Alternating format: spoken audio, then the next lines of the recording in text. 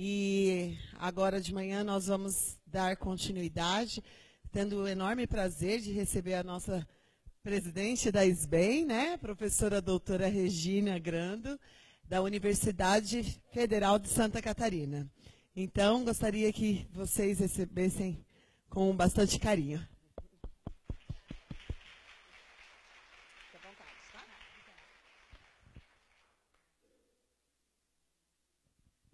Olá, bom dia a todos, a todas. É um prazer muito grande estar nesse evento, que eu acredito muito no Xi'an como espaço efetivo de discussões sobre as práticas e as pesquisas em sala de aula. E a gente não pode deixar um evento tão importante como esse, que é difícil a gente conquistar esses espaços, né, não ter a continuidade. Então, sempre temos que estar presentes, né, para poder valorizar esse espaço. As pessoas estão chegando porque estão vindo das oficinas, mas eu acho que é importante a gente começar no horário para não perder tanto o tempo. A minha proposta para essa fala é discutir um pouco, do ponto de vista da SBEM, que ações que a gente pode pensar ou que já foram conduzidas ou que estão pensando em ser conduzidas do ponto de vista de ações políticas e pedagógicas, e tomando uma dessas ações a BNCC, a Base Nacional Comum Curricular. Então, eu vou contar um pouco para vocês como que foi essa inserção da SBEM diante dessa BNCC e o que a gente pensa sobre alguns aspectos envolvendo. Já vou dizer que eu não sou... Oi? Acho que tem o passador aqui. Tá? Eu vou ficar em pé porque eu não consigo falar sentada. E também não consigo falar sem usar a mão. Então, é uma coisa de italiano, né? Eu já vou dizer que eu não sou uma profunda pesquisadora na área de currículo e nem domino tudo sobre a BNCC. Eu espero que seja uma troca sobre isso, mas eu acho que é pensar muito além, não só dos conteúdos que estão dentro da base, mas de que a gente pensa sobre ela e que ações que a gente, enquanto educadores matemáticos, pode pensar. Eu estou presidente da SBEM, né? A gente espera que mais professores e mais pesquisadores façam parte dela, mas às vezes as pessoas não sabem o que é SBEM, né? Então é por isso que eu começo dizendo... Peraí, que eu esqueci de ligar. Eu começo contando para vocês o que é SBEM, né? Muitas vezes as pessoas não sabem o que é isso. Ela é uma sociedade científica civil, né? Que não tem fins lucrativos, então ela sobrevive das anuidades pagas pelos seus sócios, e que tem como principal finalidade promover e ampliar as discussões a respeito da educação matemática no país e contribuir com as discussões também internacionais. Ela foi fundada em 1988, durante o 2º Encontro Nacional de Educação Matemática, em Maringá. Então, ano que vem, a gente completa 30 anos enquanto sociedade, 30 anos buscando discutir, né, a educação matemática no país. Ela tem uma missão, né, isso tudo está na página da SBEM, que já vocês vão ver qual é. A sua grande missão é pensar no desenvolvimento de uma formação matemática de todo cidadão, né, de todo cidadão do nosso país.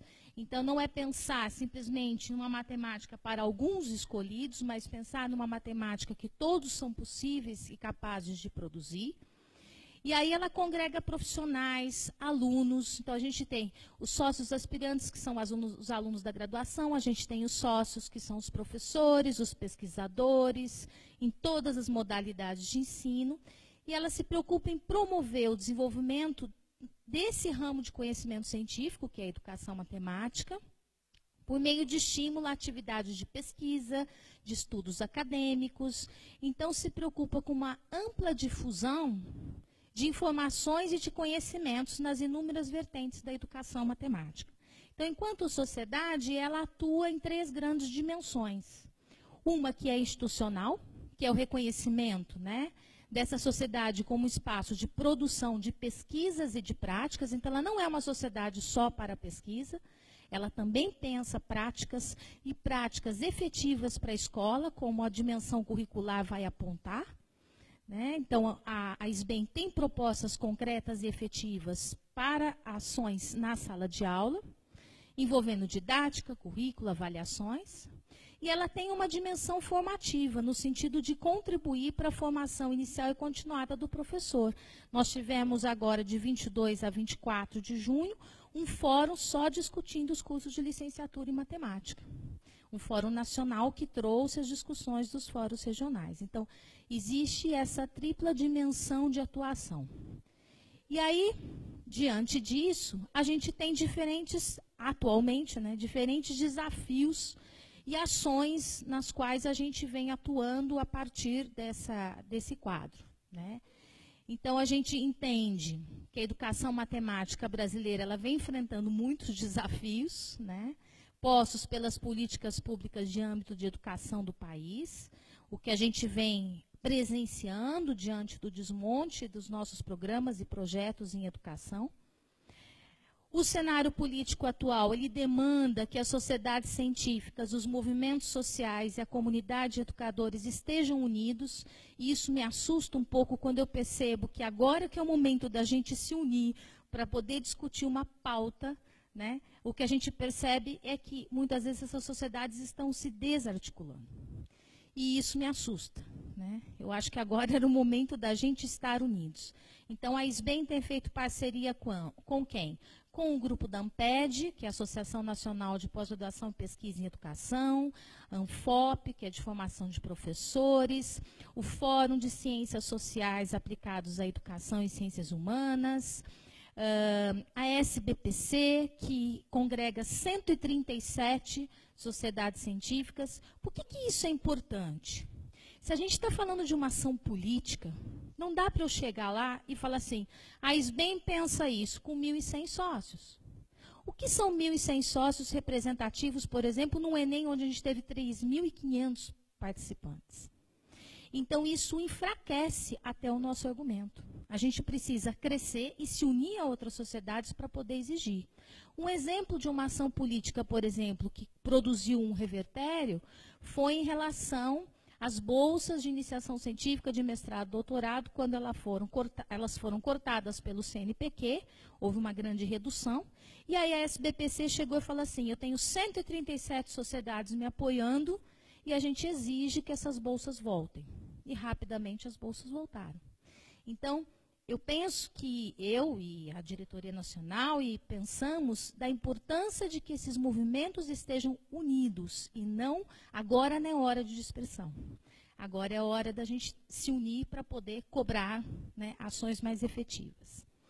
E a Sociedade, então, Brasileira de Educação Matemática, como sociedade representativa dos educadores matemáticas, ela vem sendo chamada, ela estava sendo bastante chamada, né, para participar de ações conjuntas, tanto de esferas governamentais, quanto nas ações mais locais e regionais.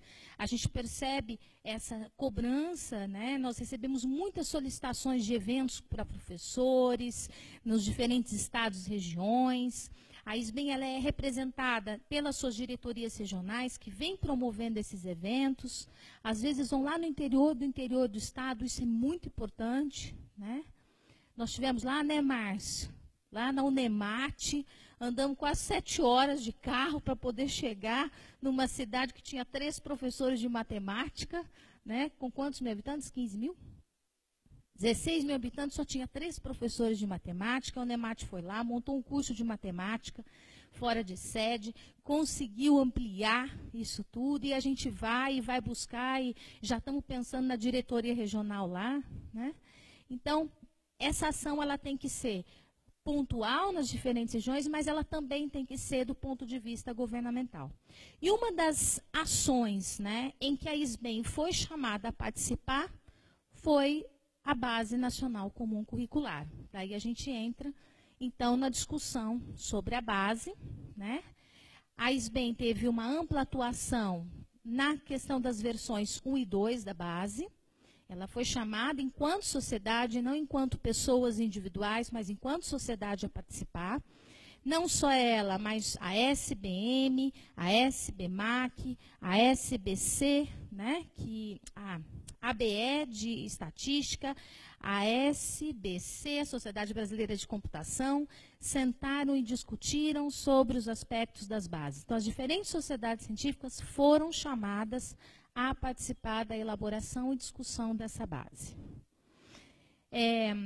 A base legal para a existência da BNCC, ela vem do Plano Nacional de Educação, né, que colocou uma série de diretrizes, então ela é pensada do ponto de vista, né, a base, da importância de que haja uma consulta pública nacional, né, é por isso que a gente teve esse movimento dessa consulta, né, via o portal do MEC, com as consultas sobre as versões, que elaborou e encaminhou ao Conselho Nacional, é onde ela está nesse momento, né, para aprovação, e estabelecer e implantar mediante uma pactuação interfederativa. Então, a ideia é de que essa base fosse discutida coletivamente nas diferentes federações. Diretrizes pedagógicas para educação básica, uma base nacional comum de currículos, com direitos e objetivos de aprendizagem e desenvolvimento.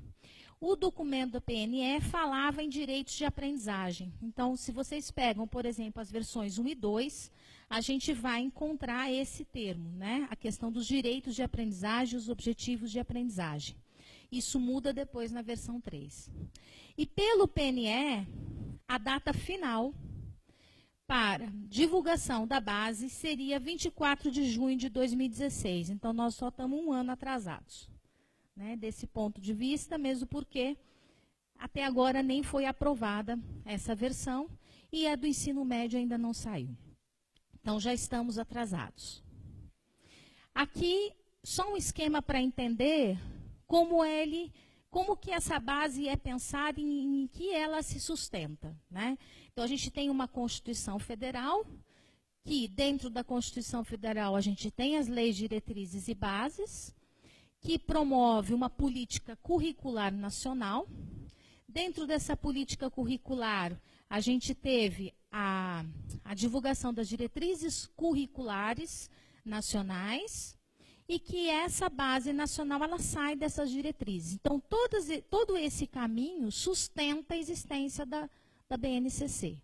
E a BNCC ela não é só aquele documento que a gente está vendo, ela vai impactar uma política nacional de formação de professores. Então, saindo da base, eu tenho que pensar como eu vou formar esses professores diante dessa base. Uma política nacional de materiais e tecnologias, ou seja, que materiais serão produzidos. Então, a gente tem aí o Plano Nacional do Livro Didático, né, que já estamos tendo uma discussão em relação ao novo PNLD dos anos iniciais, né, se a base é contemplada ou não. Produção de tecnologia para poder sustentar essa base. Existe uma política nacional de infraestrutura escolar. Isso vai ficar muito claro quando a gente pensar em termos do ensino médio, né? Que outra escola que nós vamos ter que pensar para poder dar conta dessa base. E uma política nacional de avaliação da educação básica. Então, a BNCC impacta essas diferentes políticas dentro do MEC. Né? Não é uma ação isolada só desse documento que a gente está vendo. Então, ele vai, de alguma maneira, agir numa esfera de mudança de todas essas políticas. E aí, quando eu penso em currículo, né, ele não pode ser um documento único de verdade nacional. Né? Eu tenho que pensar o que é currículo.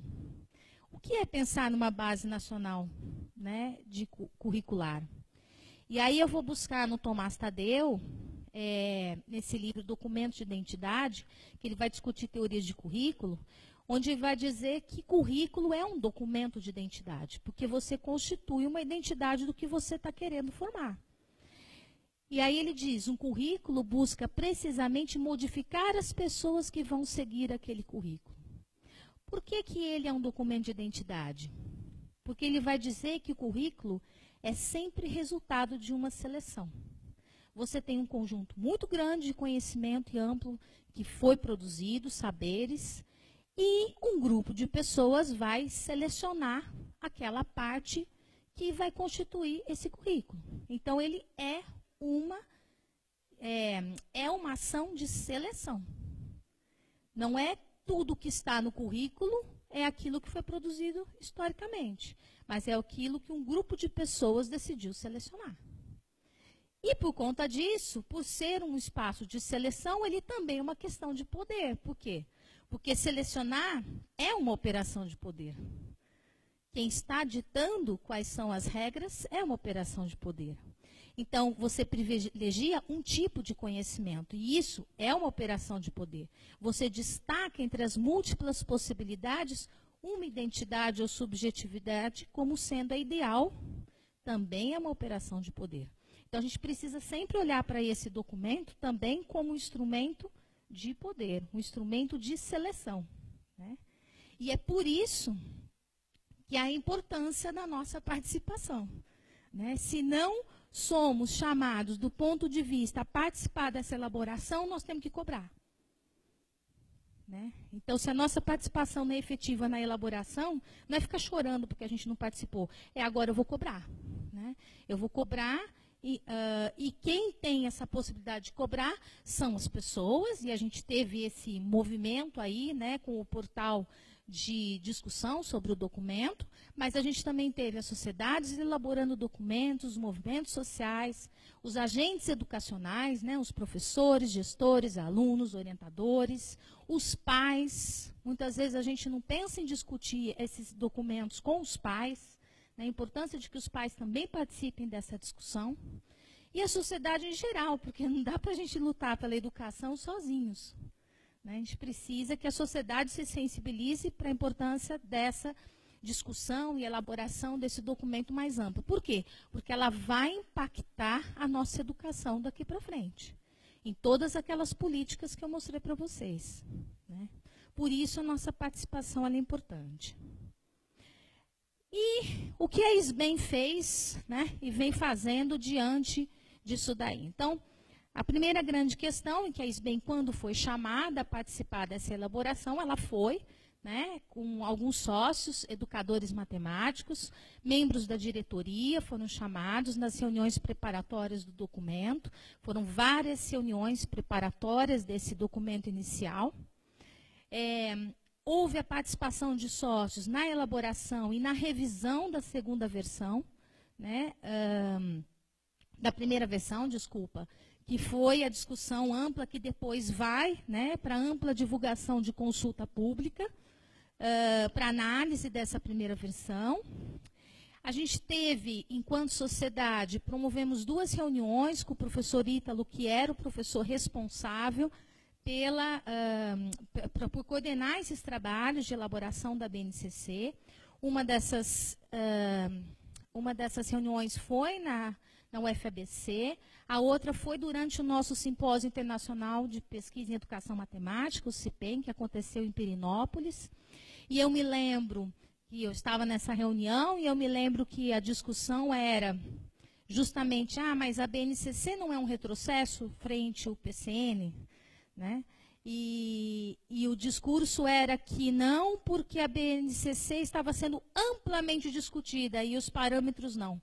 E aí as nossas pesquisadoras bastante antigas, né, decanas da nossa sociedade, levantaram e falaram assim, como não?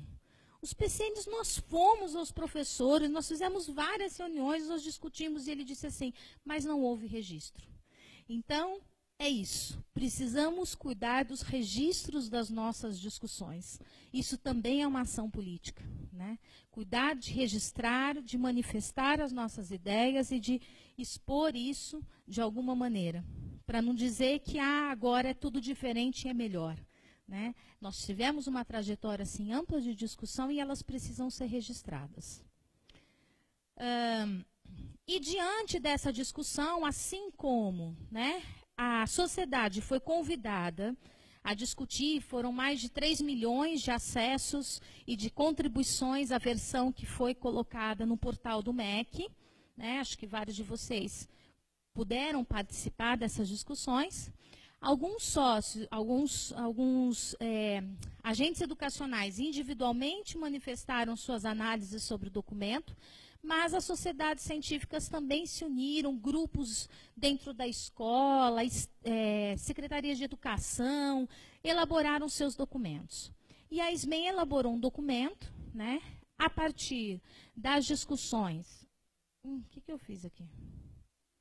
A partir das discussões dos grupos de trabalho, porque a SBEM ela é composta por grupos de trabalho, e esses grupos de trabalho são pesquisas em diferentes campos de investigação. Então, a gente tem, por exemplo, um GT que discute só produções de pesquisa na área de educação infantil e anos iniciais, outro ensino médio e anos finais, outro educação estatística, ou seja, a gente tem os GTs que discutem, né, diferentes campos. Então, esses GTs se debruçaram sobre os aspectos presentes na BNCC e foi elaborado um documento que está disponível na página da SBEM, sbembrasil.org.br, tem o link lá institucional, documentos, vocês têm acesso ao documento na íntegra. Eu vou trazer alguns elementos desse documento, que eu acho que vale a pena a discussão, mas quem quiser conhecer o documento na íntegra, que analise, inclusive, itens por itens,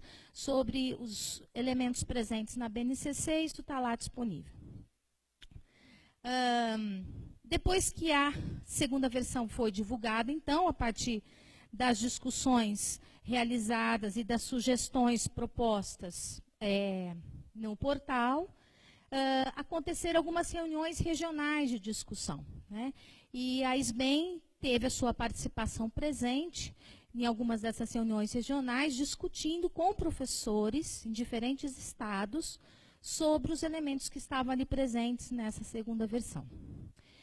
Até aí, tudo bem, participamos, discutimos, debatemos, estou dizendo que é a melhor versão que existe, mas aí acontece uma terceira versão, que é a que foi divulgada agora, dia 6 de abril de 2017, é a que vai ser, está sendo avaliada pelo Conselho Nacional de Educação e que representa a terceira versão e que nesse momento não houve a participação das sociedades científicas na elaboração dessa terceira versão.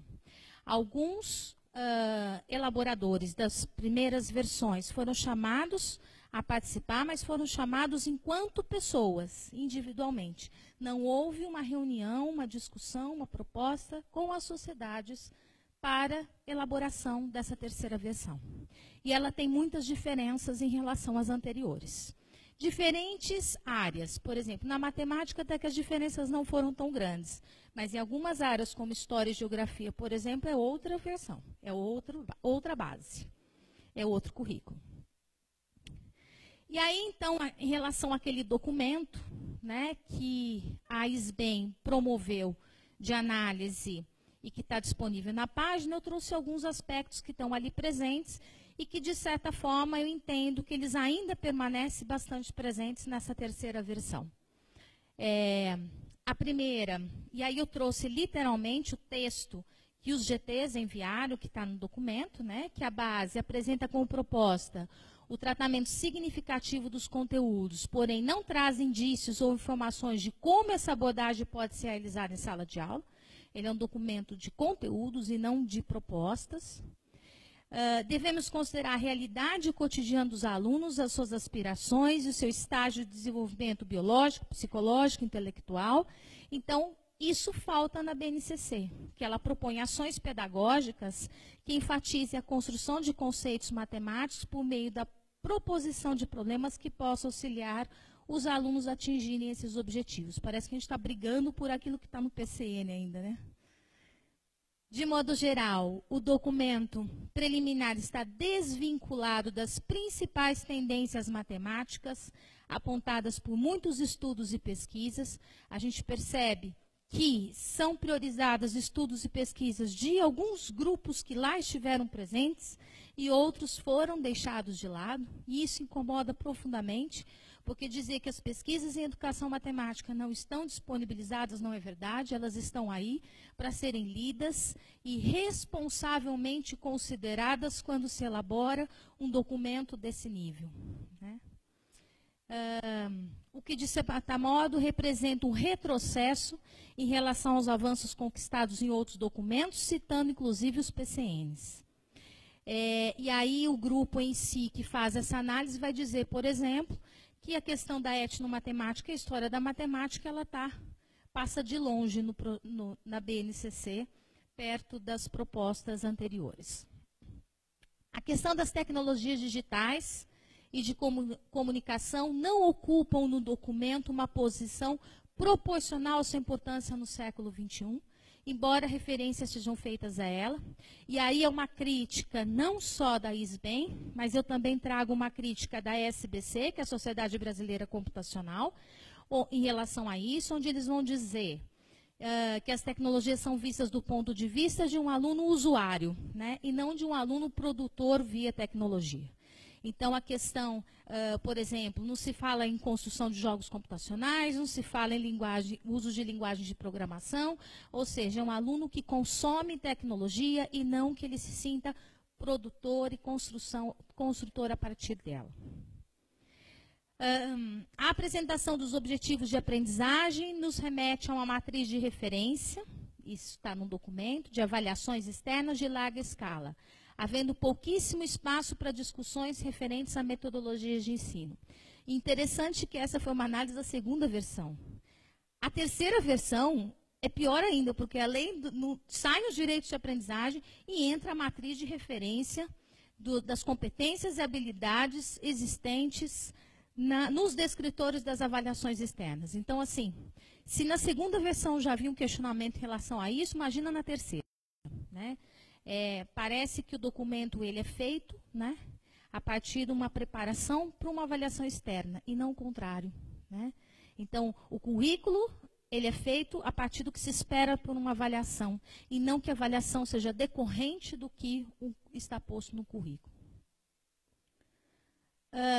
A simples listagem de objetivos que indicam os conteúdos a serem explorados no desenvolvimento curricular são insignificantes perto do que se espera de um currículo para o ensino básico do século XXI. Faltam opções de reflexão sobre a aprendizagem conceitual, sobre a rotina de avaliação, de autoavaliação contínua e permanente do cotidiano da sala de aula. Então, é uma listagem muito mais de conteúdos que nos lembram, né, quando a gente lê o material do Tomás Tadeu, onde ele vai falar dos modelos de currículo, dentro das teorias de currículo, isso remete àquelas listagens que a gente tinha de conteúdo, objetivo, procedimento, né? Que é professor um pouquinho mais antigo, lembra disso. E que a gente tinha que dar conta daquilo, e sem pensar sobre os procedimentos que poderiam, sobre processos de avaliação, de autoavaliação, que poderiam estar presentes. Em relação à educação infantil, e aí eu vou trazer uma fala de cada nível de ensino, o documento da SBEM vai falar, né, que a matemática na educação infantil é a centralidade da proposta de aprendizagem matemática estrita na resolução de problemas, não explicitando nos objetivos a capacidade e necessidade de pensar a problematização matemática das situações. Então, ela é muito vinculada à questão da resolução e não da problematização.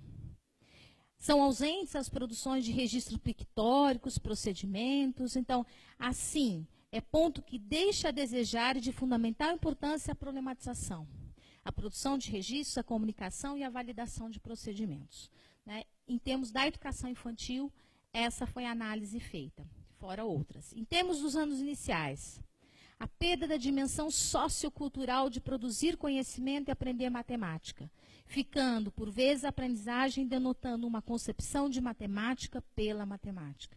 E aí, isso vem muito forte, na terceira versão também há uma discussão muito forte sobre isso, o quanto que esse aspecto sociocultural foi diluído, desconsiderado, né? E que aí vem a discussão sobre contextualização, e aí eu fico pensando, né, mas o que é contextualização? Né, o que a gente diz que é contextualização? E por conta dessa dimensão sociocultural, aligerada no documento, a gente percebe que a interdisciplinaridade, por exemplo, ela, tão citada nas diretrizes, né, ela passa longe da base curricular de matemática. Então, a diretriz fala tanto, né, quando a gente pega as diretrizes curriculares nacionais, ela aponta a importância da interdisciplinaridade, mas a gente não vê isso no documento, pelo menos em relação à matemática, ou muito pouco. Em relação aos anos finais, É notória uma preocupação com a resolução de problemas e com a resolução e elaboração de problemas. No entanto, tão importante quanto resolver e elaborar problemas é analisar e validar as respostas, né? Sendo assim, destaca-se a importância de se envolver o aluno em resoluções de problemas que apresentem uma, muitas, finitas, infinitas ou nenhuma resposta. Então, o que passa longe, né, segundo esse grupo que fez a análise, é a pouca atenção nos processos de argumentações, provas e validações, né, tão importantes na matemática, e fica específico a questão só da resolução e da elaboração de problemas. E isso é um campo imenso de pesquisa na área de educação matemática, já tem muitos resultados em atividades de sala de aula, e a gente percebe que o documento não o considera. Para o ensino médio, embora a gente não tenha ainda a terceira versão, na segunda versão, essa foi a análise, né? 2 aspectos chamam a atenção. Primeiro, a ausência de qualquer referência à modelagem matemática enquanto abordagem do ensino da matemática, que é um dos campos que a gente vê muito presentes, né? Principalmente no ensino médio, e uma grande área de pesquisa. A gente tem um GT só sobre isso na SBEM. Considerando que espera-se iniciar o ciclo de aprendizagem pela contextualização, e o uso de expressões, reconhecer função afim, reconhecer função quadrática, indicando um conteúdo vazio de significados, uma passividade dos estudantes nos processos de ensino e de aprendizagem e uma inadequação quanto à avaliação. Esse a gente precisa aguardar agora a terceira versão, né, para ver em que aspectos ela vem. E a terceira versão, né? A gente ainda não fez uma análise, não fomos chamados a isso, e não houve ainda uma análise, porque ela foi promulgada agora dia 6 de abril, e ela vai passar por um processo de ampla discussão, que eu vou falar para vocês, mas que elementos que a gente já consegue perceber nessa terceira versão, né? Aqui foi um infográfico construído pelo Instituto Porvir, muito interessante, eu gosto de trazê-lo, porque ele vai trazer em que bases que a Base Nacional Comum Curricular está sustentada, né? Não vou ler tudo isso está disponível, vocês conseguem encontrar, inclusive, nesse site que está aqui do lado, mas pensar que as competências gerais, então, que eles prevêem para a Base Nacional Comum Curricular, é pensar o conhecimento, né, a valorização de diferentes conhecimentos produzidos historicamente, um pensamento científico, crítico e criativo, a questão do senso estético necessário, isso é competências gerais de todos os componentes curriculares, tá? Não específicos de matemática. A ideia da comunicação, a ideia da argumentação, ela está aqui presente. A ideia da cultura digital, a importância de inserir os alunos numa cultura digital, a questão da autogestão, o autoconhecimento e o autocuidado a ser desenvolvido nos alunos, empatia e cooperação e a questão do desenvolvimento da autonomia. Esses são princípios gerais, né, que a base vai falar. E o que é engraçado, porque às vezes a gente lendo esses princípios gerais, a gente não os reconhece nos documentos específicos, né, das diretrizes das diferentes áreas. Qual o grande propósito, então, que vem no documento? É contribuir para a construção de uma sociedade mais ética, democrática, responsável, inclusiva, sustentável e solidária, que respeite e promova a diversidade e os direitos humanos sem preconceitos de qualquer natureza. Eu acho que só essa síntese, né, já nos coloca por o que a gente tem que ver se os nossos documentos estão garantindo isso. E o propósito da educação matemática, ele aparece de uma maneira geral no documento, como pensando uma educação matemática para todos, que possibilite essa acessibilidade e a criticidade no mundo letrado pela matemática. Isso está lá no documento da terceira versão. Ele está distribuído nessas unidades temáticas, ela se mantém desde da primeira para a segunda versão houve uma alteração, mas da segunda para a terceira ela se mantém, né? Números, conceitos, lembrando que eu estou falando de ensino fundamental, né?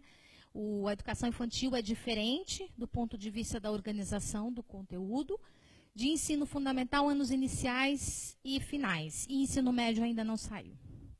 Ela vai falar de números, né? e que inclui nesse números a questão da matemática financeira, isso já vinha nas outras versões, a álgebra, e a álgebra, pensando regularidades, representação, ela já vem desde os anos iniciais, então é pensar a álgebra não só mais no ensino fundamental 2, mas também nos anos iniciais. A geometria enquanto espaço, figuras, formas, movimentos, geometria articulada à álgebra, princípios da geometria analítica, presentes aí, grandezas e medidas, e aí, para além das medidas, das grandezas que a gente já vinha trabalhando, pensar também em outras grandezas importantes, como, por exemplo, para armazenamento de computadores, os bytes, gigabytes, kilobytes. A probabilidade estatística, né, que não é a ideia só de leitura de gráfico, mas pensar em processos de construção de projetos estatísticos, coletar, organizar, representar, interpretar, analisar dados numa variedade de contextos, de maneira a fazer julgamentos bem fundamentados e tomar as decisões adequadas. A importância do pensamento probabilístico e da análise de possibilidades. Isso aqui quem está falando é o documento, tá? Só estou trazendo uma síntese para vocês. E aí é muito interessante porque eles vão falar de trabalhar essas diferentes unidades temáticas, mas garantindo algumas habilidades fundantes, importantes e necessárias ao pensamento matemático, que envolve as noções, as ideias fundamentais que se articulam sobre equivalência, sobre ordem, sobre proporcionalidade, interdependência, representação, variação e aproximação. Então, essas são as ideias principais que perpassam as diferentes unidades temáticas. Então, que os alunos deem conta dessas habilidades dentro dos campos temáticos. Bom, diante disso, qual é o momento atual que a gente está, né? E onde a gente pode atuar? Onde que a gente pode, de alguma maneira, tomar um posicionamento? Aguarda-se até o final do ano a terceira versão da BNCC, né? Parece que ela está prevista para sair. Desculpa, são coisas diferentes. Aguardamos até o final do ano a terceira versão. Ela será discutida no Conselho Nacional de Educação no final desse ano, para ser aprovada. Ela já está lá. Está em análise no Conselho, espera-se que seja aprovada até novembro. A gente teve um problema com o lançamento do edital, problema do ponto de vista nosso, não estou dizendo que é um problema, mas do nosso ponto de vista, está acontecendo um problema que houve o lançamento do edital PNLD, PNLD, Plano Nacional do Livro Didático, é aquele que faz a avaliação dos livros didáticos que vão para as escolas. Não sei se vocês sabem, mas quando sai um PNLD, ele sai 2 anos antes do livro chegar na escola, né? Então, o processo de inscrição, o processo de avaliação, e depois ele é distribuído, a escolha dos professores, e depois ele é distribuído nas escolas. Então, está saindo agora o PNLD do livro didático de anos iniciais. E tivemos algumas questões ali, debates, inclusive, que as editoras estão assumindo, porque ele vai exigir que o livro didático já esteja dentro da BNCC. E aí a questão é, como que o edital pode cobrar se a BNCC ainda não foi aprovada?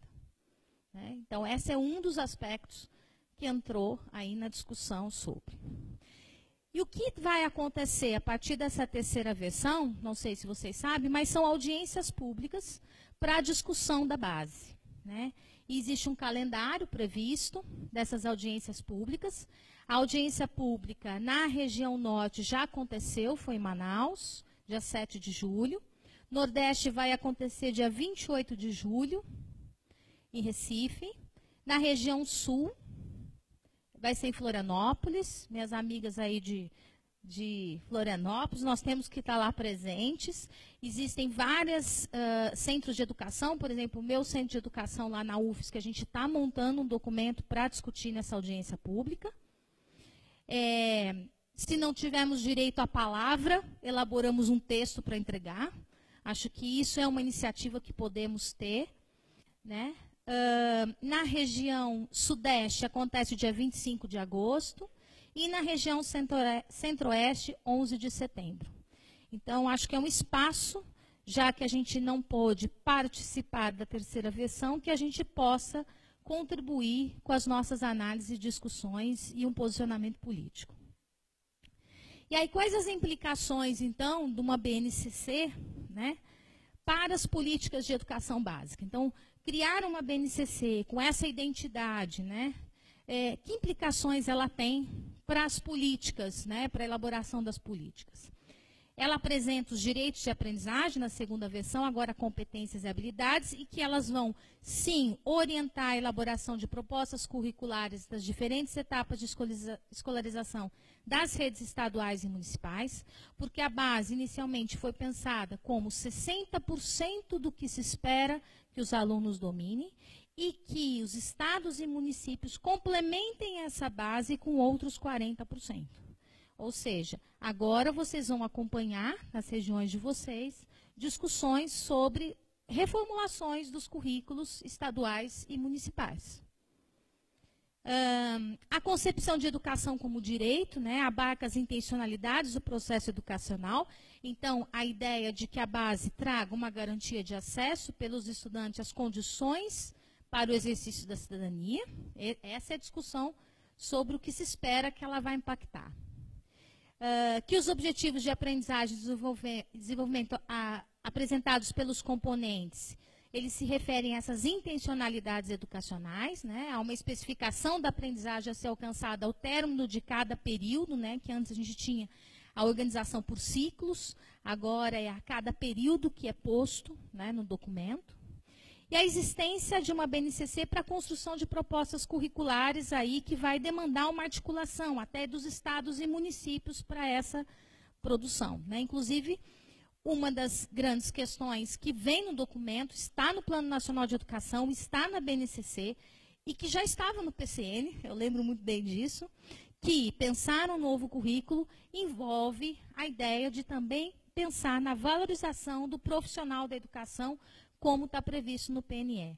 E é por isso que a SBEM lançou, no último fórum, uma campanha de valorização da profissão professor.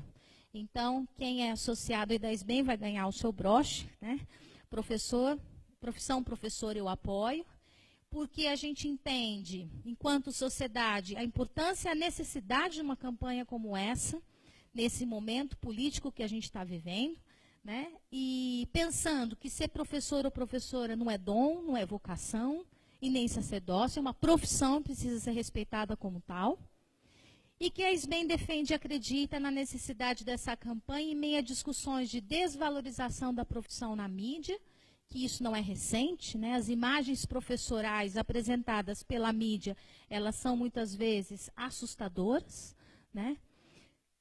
Por pessoas que entendem educação como um negócio rentável, né, e pelas políticas atuais de governo que defendem até o notório saber. Isso já está posto em alguns estados. Eu sei que no estado de São Paulo já existe o notório saber.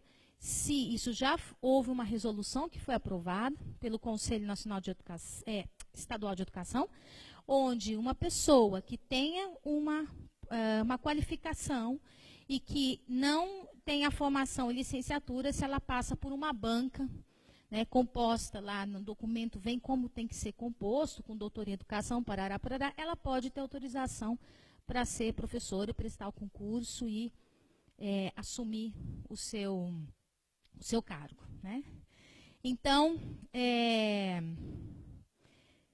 a gente entende que também não se considera, né, muitas vezes, não vem se considerando, quando se pensa numa prática como notório saber, o que 40 anos de pesquisa e formação de professores já mostrou que a gente precisa muito mais do que conhecimento de conteúdo para ser professor.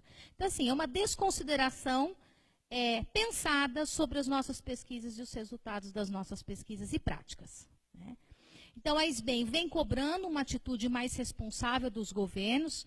A gente já mandou várias manifestações, moções, estamos mandando uma agora, que está em processo de aprovação em relação ao PIBID, né? Os projetos não são concluídos, muitas vezes, são alterados a cada governo, que impossibilita uma política educacional a longo prazo. Então, isso é o que vem prejudicando muito as questões da educação. As mudanças em educação, elas demandam tempo e alto investimento. Não existe mágica, né? Não existe achar que uma base como essa vai mudar toda a educação. Ela demanda muito tempo e os professores necessitam ser respeitados e valorizados para isso. Precisamos pensar em tornar a docência uma profissão mais atrativa, né? Eu vivi a situação esse semestre que dei aula para 3 alunos.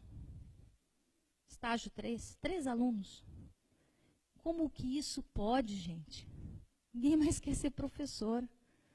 Necessitamos ser mais ousados e criativos em nossas propostas pedagógicas, a serviço da formação, da aprendizagem e da construção de um conhecimento matemático pelos alunos. Então, o compromisso político e social da SBEM, não só com a BNCC, mas com todas essas ações e frentes que a gente vem enfrentando, né, nos leva a pensar numa educação matemática para todos. Acho que isso é muito importante, que contribua para a justiça social, respeite a diversidade e estabeleça um diálogo favorável para o desenvolvimento humano. E é isso.